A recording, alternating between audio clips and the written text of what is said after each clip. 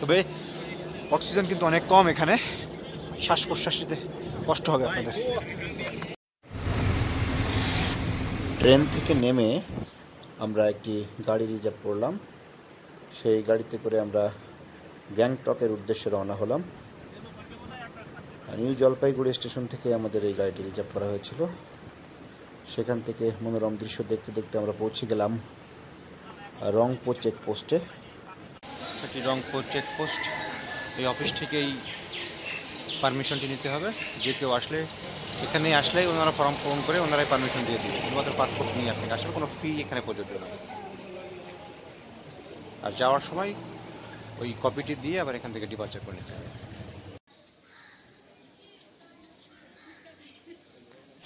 সন্ধ্যার কিছু আগে আমরা পৌঁছে গেলাম গ্যাংটক শহরে। খুব চমৎকার একটি শহর, একেবারেই সাজানো গোছানো, কোথাও কোনো নোংরা ময়লা কিছুই নেই। মানুষরা সবাই পরিপাটি এবং এখানকার মানুষদের চলাফেরা এবং আইনের প্রতি যে সম্মানবোধ সেটি আসলে বলার মতো। কোথাও কোনো ট্রাফিক পুলিশ নেই, অথচ সুশৃঙ্খলভাবে সকল যানবাহন রয়েছে। ছোট্ট ছোট্ট সড়ক দিয়ে খুব চমৎকারভাবে যানজট ছাড়াই গাড়িগুলো চলাচল করছে। আমরা সেখানে পৌঁছানোর পর আমাদের একটি নির্দিষ্ট হোটেল ঠিক করা ছিল, সেখানে আমরা প্রথমে রাত্রি যাপন করলাম। এরপর আমরা আমাদের যে ট্যুরিস্ট গাইড রয়েছে তার মাধ্যমে পরবর্তী যে ট্যুর প্ল্যান সেটি ঠিক করলাম। আমরা আগামীকাল রওনা দিব লাচুংয়ের উদ্দেশ্যে। সিকিমে বাংলাদেশিদের জন্য বেশ কিছু নিয়মকানুন রয়েছে। বিশেষ করে একাধিক ডকুমেন্টস জমা দিয়ে কিন্তু এক একটি ট্যুরিস্ট স্পটের জন্য আলাদা আলাদা পারমিশন নিতে হয়। সেখানে একাধিক ডকুমেন্টসের প্রয়োজন আছে। তো আমরা একটি মুসলিম হোটেলে রাতের খাবার শেষ করলাম, এরপরে আবারও হোটেলে ফিরে গেলাম। পুরো সিকিম শহরেই সিন্ডিকেট রয়েছে, ট্যুরিস্ট স্পটগুলোতেও কিন্তু প্রচুর সিন্ডিকেটের বাইরে যে আসলে ওখানে ট্যুর করা যায় না। তো আমরা সেরকম একটি সিন্ডিকেটের মাধ্যমে একজন ট্যুর অপারেটরের সাহায্যে আমরা লাচুংয়ের উদ্দেশ্যে রওনা হব বলে সব কিছু ঠিক করলাম। আমরা এখন গ্যাংটক থেকে সিকিমের রওনা দিলাম লাচুংয়ের উদ্দেশ্যে। গ্যাংটক সিকিমের রাজধানী, এখান থেকে আমরা পারমিশন নিয়ে গাড়িতে করে যাচ্ছি লাচুংয়ের উদ্দেশ্যে। এখানে আমাদের মোট 8 জন আমরা যাচ্ছি একসাথে।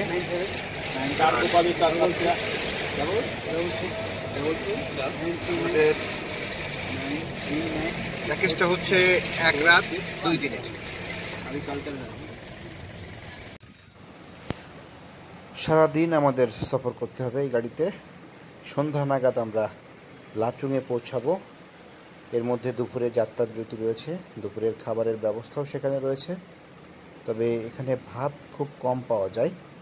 আমরা যারা বাংলাদেশিরা যাই আমাদের জন্য খাবার নিতে কিছুটা সমস্যা হয়।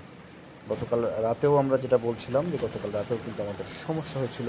একটি মুসলিম হোটেলে কোনো রকম রুটি এবং গরুর মাংস পেয়েছিলাম, সেটি দিয়ে আমাদের রাতের ডিনার সারতে হয়েছে। তো যাত্রা শুরুর পরপরই প্রাকৃতিক যে সৌন্দর্য সেটি আমরা উপভোগ করছিলাম। যেতে যেতেই পথের ধারে অসংখ্য ঝর্ণা দেখেছি আমরা। একটি বড় ঝর্ণার পাশেই আমরা কিছুক্ষণ অপেক্ষা করলাম।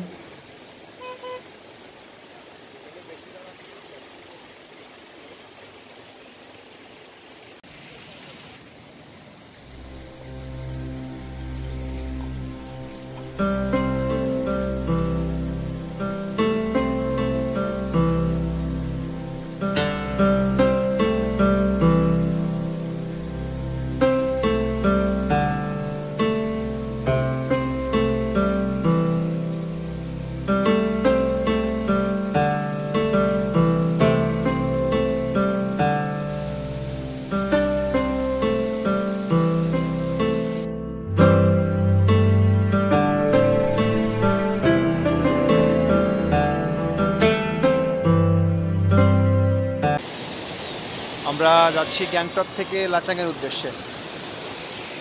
যাওয়ার পথে এই ধরনের মনোরম সৌন্দর্য একটি ঝর্ণা চোখে দেখতে পাবেন, সেখান থেকে আপনারা ঘুরে যাবেন।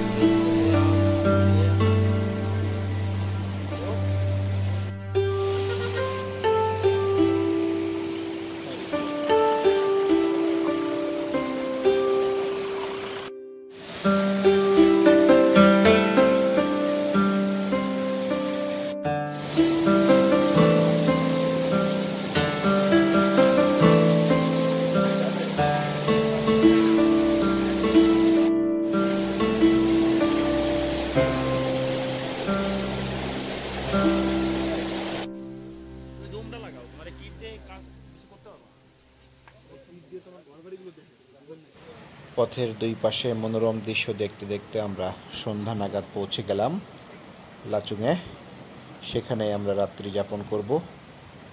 এরপর সকালবেলা উঠে আমাদের পরবর্তী স্পটের উদ্দেশ্যে যাত্রা শুরু করব। আমরা মাত্র লাচুংয়ে পৌঁছালাম। রাতে আমরা এখানে থাকবো, সকালে মূল স্পটের উদ্দেশ্যে যাব। ছোট ছোট হোটেল আছে।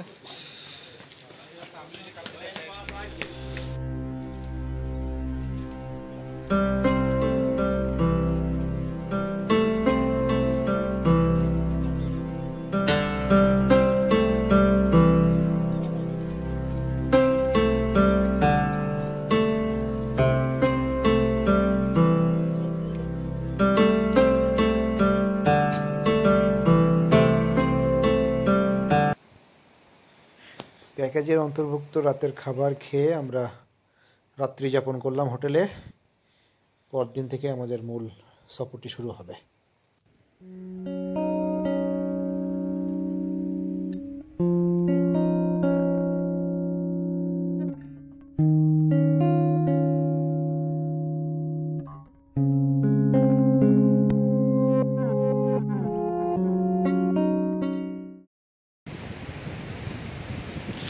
আজ আমাদের সিকিম সফরের তৃতীয় দিন।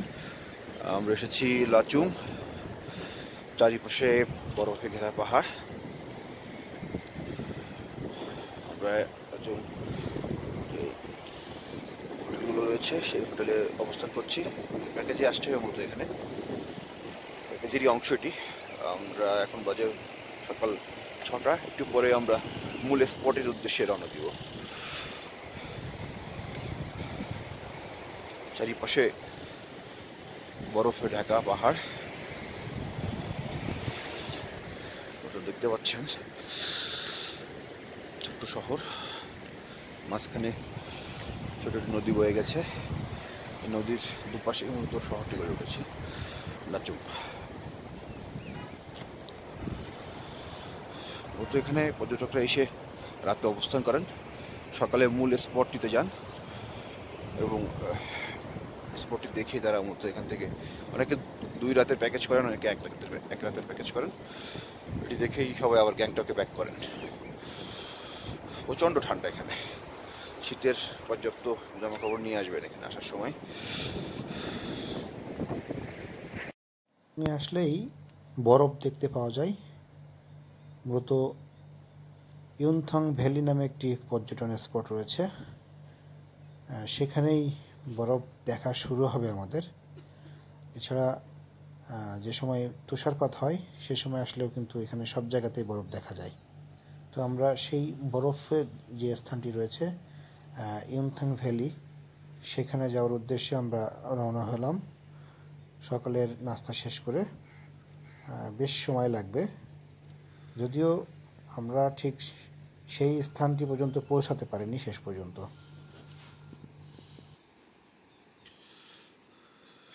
আমি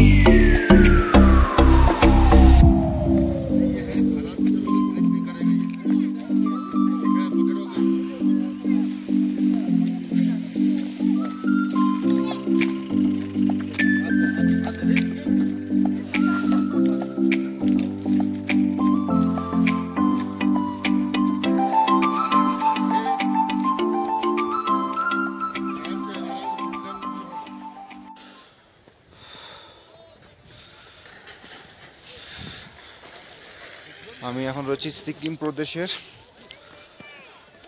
লাচুং থেকে প্রায় 22 কিলোমিটার দূরে ইয়াংথং ভ্যালির পথে। আমাদের রাস্তাটা এখানে আটকে গেছে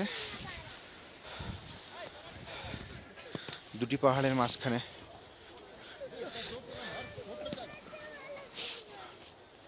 চমৎকার একটি প্যালেস, দেখার মতো।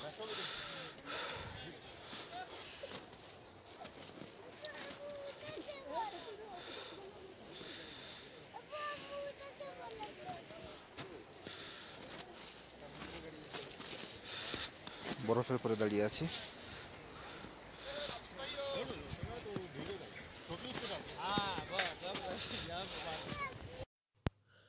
রাস্তায় বরফ পড়ে পথ বন্ধ হয়ে যাওয়ার কারণে আমরা সহ ওই দিন বেশিরভাগ পর্যটকই কিন্তু ইয়াংথং ভ্যালির যে মূল স্পটটি সেখানে পৌঁছাতে পারেনি।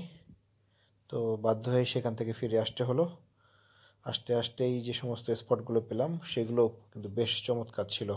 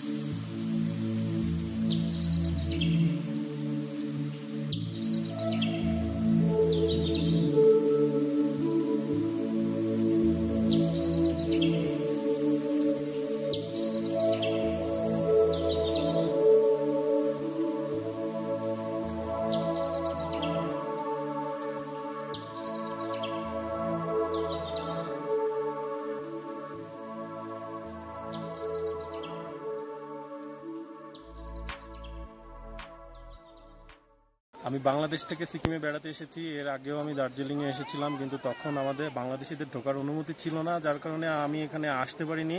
এখন ঢোকার প্রক্রিয়া অনেক সহজ হওয়ার কারণে আমি এখানে বেড়াতে এসেছি। এখানকার পরিবেশ অনেক সুন্দর, আমার অনেক সুন্দর লাগছে। আমি বাংলাদেশ থেকে আসছি সিকিমে বেড়াইতে এবং সিকিমের উদ্দেশ্য নিয়ে আসছি। আর সিকিমে যখন আমি পা রাখছি তখন দেখছি আসলে এটা সত্যি যে এটা সৌন্দর্য লীলাভূমি, এবং এই লাচংয়ে এসে আমি আরও মুগ্ধ হয়েছি। এখানে বরফে আচ্ছাদিত এলাকা। আমার কাছে আমি এর আগে কখনো আমি বরফ দেখিনি এবং এত পাহাড় আমি কাছ থেকে দেখিনি। আমার কাছে অসম্ভব রকম ভালো লেগেছে। বিষয়টা হচ্ছে যে ওই যে বললাম সিন্ডিকেটের বিষয়টা, যে একটা ট্যুরিস্ট এরিয়া সেটা যত বেশি ট্যুরিস্ট ফ্রেন্ডলি হয় তত কিন্তু ট্যুরিস্টদের জন্য ভালো এবং যারা এই ট্যুরিজম চালাচ্ছে তাদের জন্য ভালো। কিন্তু আমরা এখানে এসে দেখলাম যে সিন্ডিকেটের খুবই পাওয়ার, যেটা হোল ইন্ডিয়ায় আসলে এইভাবে অর্গানাইজ সিন্ডিকেট দেখা যায় না। তো তাদের কাছে আমরা জিম্মি, আমরা ওই যে বললাম যে ড্রাইভারের মাধ্যমে আসার কথা ছিল, শেষ পর্যন্ত দেখা গেল যে আমাদেরকে ট্যুরিস্ট গাইড নিতে হলো, ট্যুর কোম্পানির কাছে যেতে হলো এবং আমাদের ড্রাইভার কাগজপত্র ফিরিয়ে দিতে বাধ্য হলো। ওরা কিন্তু স্থানীয় ছিল, কিন্তু সেটা পসিবল হয়নি। আর এমনিতে ভালো, সিকিমের মানুষ অনেক ফ্রেন্ডলি, তবে ওই যে বললাম যে প্রসেসটা যদি আসলে টুরিস্ট ফ্রেন্ডলি হয় তাহলে সবচেয়ে ভালো হয়, সেটা সিকিমের জন্য ভালো। আর নয়তো আমার যেটা মনে হয় যে আস্তে আস্তে হয়তো আমরা সিকিম বিমুখ হয়ে যাব হয়তো, কারণ ওই যে বললাম বেস্ট জায়গা হচ্ছে কাশ্মীর। বরফ যদি দেখতেই হয়, বাঙালি যদি বরফ দেখতেই চায় তাহলে তো কাশ্মীরই বেস্ট। তাহলে সিকিম কেন আসবে যদি এরকম অবস্থায় থাকে? একটু ঘোরার জন্য, কিন্তু এখানে মোটামুটি সব কিছু ভালো লাগছে, কিন্তু আমাদের যেভাবে ঘোরানোর কথা ছিল সেভাবে আমরা ঘুরতে পারিনি। যাই হোক, সব মিলে আমরা যেখানে এখন অবস্থান করছি। তারপরে এখানে আসলাম, পরশু গিয়েছিলাম সাঙ্গুলেকটা দেখলাম খুবই ভালো। তবে এখানে আসার পরে পরিবেশটা মোটামুটি ভালোই লাগছে। সিন্ডিকেট একটু বেশি, মানে সব জায়গায়, মানে এক কথায় যারে বলা হয় দালাল বেশি এখানে। এইটা যদি সরকার এইদিকে একটু নজর দিত তাহলে আমরা বাংলাদেশ থেকে যারা আসি এদের জন্য একটু ভালো হতো। এই ওভারঅল পরিবেশ কেমন? পরিবেশটা ভালো সুন্দর পরিবেশ। এই আমরা আজ এসেছি সিকিম প্রদেশের লাচুং থেকে একটু দূরে, প্রায় 20 কিলোমিটার দূরে ইয়াংথং যাওয়ার পথে আর কি। আমরা এখানে আটকে গিয়েছি, এখানে বরফের স্তর জমেছে রাস্তার উপরে, যে কারণে রাস্তাটি অনেকটা বন্ধ হয়ে গেছে, ড্রাইভাররা এখানে যেতে যাচ্ছে না। আর সবচেয়ে বড় বিষয়টি হচ্ছে ড্রাইভাররা ইচ্ছা করলে যেতে পারতো, কিন্তু এখানকার সিন্ডিকেট যেটি বলা হচ্ছে যে এখানকার যে ট্যুরিস্ট যে প্রতিষ্ঠানগুলো রয়েছে প্রত্যেকের সিন্ডিকেট হাই রেটের বিনিময়ে আপনাকে নিয়ে আসবে এখানে। তবে সবচেয়ে বড় সমস্যা যে বিষয় যেটি হলো, এরা আগাম টাকাটা নিয়ে নেয়, এক প্রকার আপনি দেখা জিম্মি হয়ে পড়েন, যার ফলে তো এই কারণেই এখানে ট্যুরের যে সবচেয়ে বড় সমস্যাটি বলা যায় যে ট্যুরিস্ট কোম্পানি যে সিন্ডিকেটগুলো, সেই সিন্ডিকেটগুলো সব সময় খেয়াল রাখবেন যে আপনারা চুক্তি করে নেবেন এবং ঠিকমতো চুক্তি করে উঠবেন। কারণ এখানে সবচেয়ে বড় যে বিষয়টা যেটা বললাম, প্রতারক চক্র রয়েছে, আপনাকে বলবে একরকম, ঘোরাবে আর একরকমভাবে। খাবার দাবারের বিষয়টি রয়েছে, হোটেলের বিষয়টি রয়েছে, অত্যন্ত নিম্নমানের হোটেল, নিম্নমানের খাবার দিয়ে আপনাকে কোনো রকম এরা প্যাকেজটি শেষ করার জন্য ব্যস্ত হয়ে যাবে। তো এই বিষয়টি খেয়াল রাখবেন সবাই। প্রাকৃতিক যে সৌন্দর্য সেটি যদি দেখতে চান অবশ্যই আপনাকে ভ্রমণ করতে হবে, এবং ভ্রমণের জন্য নির্দিষ্ট স্থান এবং সঠিক গন্তব্যে আপনাকে আসতে হবে, তা না হলে কিন্তু আপনি সবকিছু দেখতে পাবেন না। আর সিকিমের যে সমস্যাটি বারবার বলা হচ্ছে যে বাংলাদেশিদের জন্য এখানে অনেক সমস্যা, তারপরে অনুমতি দিয়েছে, অনেকেই আসছেন, আসার পরেই বুঝতে পারবেন আসলে এখানকার প্রাকৃতিক সৌন্দর্যটা কতটা সুন্দর। কিন্তু সমস্যাটি যেটি রয়েছে সেটি হলো এখানকার যে ট্যুর গাইড প্রতিষ্ঠানগুলো রয়েছে কিংবা ট্যুরিস্ট যে প্রতিষ্ঠানগুলো রয়েছে, এরা একেবারে সিন্ডিকেট। এই সিন্ডিকেটের বাইরে যাওয়ার এদের সুযোগ নেই। এখান থেকে আপনাকে আসতে গেলে অবশ্যই এই ট্যুরিস্ট গাইড কোম্পানির মাধ্যমে আপনাকে আসতে হবে, এবং এরা আপনাকে মানে হাই রেটে নিয়ে আসবে এবং সেবাটা দেবে এক অত্যন্ত নিম্নমানের সেবা। এ বিষয়টা আসলে সচেতন থাকবেন।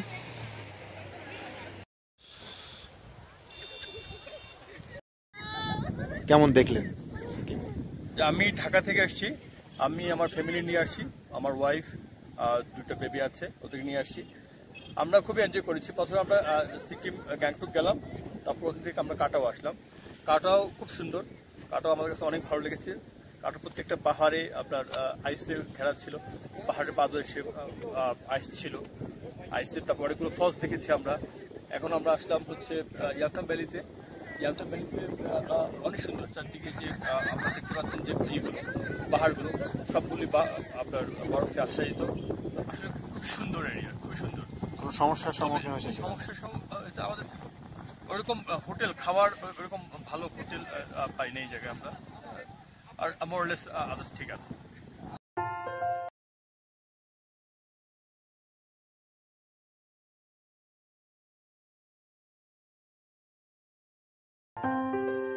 ইয়াংথং ভ্যালিতে কয়েক ঘন্টা কাটানোর পর আমরা আবারও গ্যাংটকের উদ্দেশ্যে রওনা দিলাম।